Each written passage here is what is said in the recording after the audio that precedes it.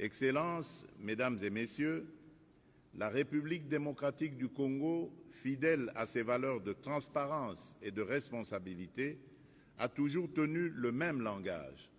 La paix ne se négocie pas au prix du mensonge et ne se construit pas sur l'impunité. Et aujourd'hui, un développement majeur intervenu récemment vient nous conforter dans cette position. Il mérite d'être considéré avec le plus grand sérieux car il engage la responsabilité de la communauté internationale et appelle désormais des conséquences pratiques. Depuis des années, nous dénonçons, preuves à l'appui, le soutien extérieur dont bénéficie la violence armée sur notre sol.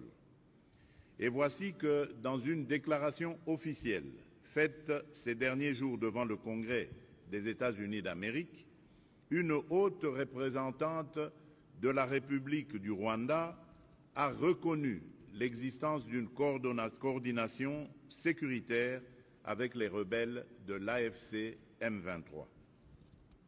Cette reconnaissance n'est pas un détail de communication, encore moins une stratégie politique.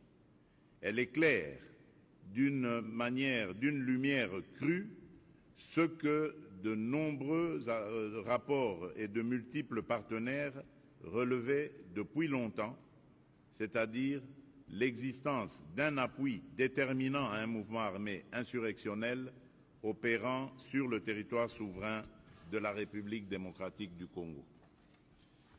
Cet aveu constitue un tournant majeur.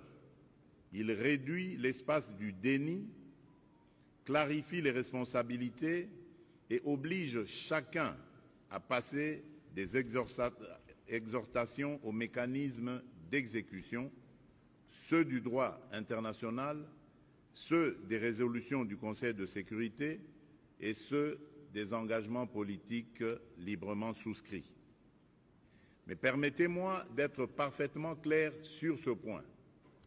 Aucune cause, aucun récit, aucune justification sécuritaire ne peut légitimer l'occupation de fait, les administrations parallèles, les déplacements forcés, ni la prédation des ressources au détriment d'un État membre des Nations Unies.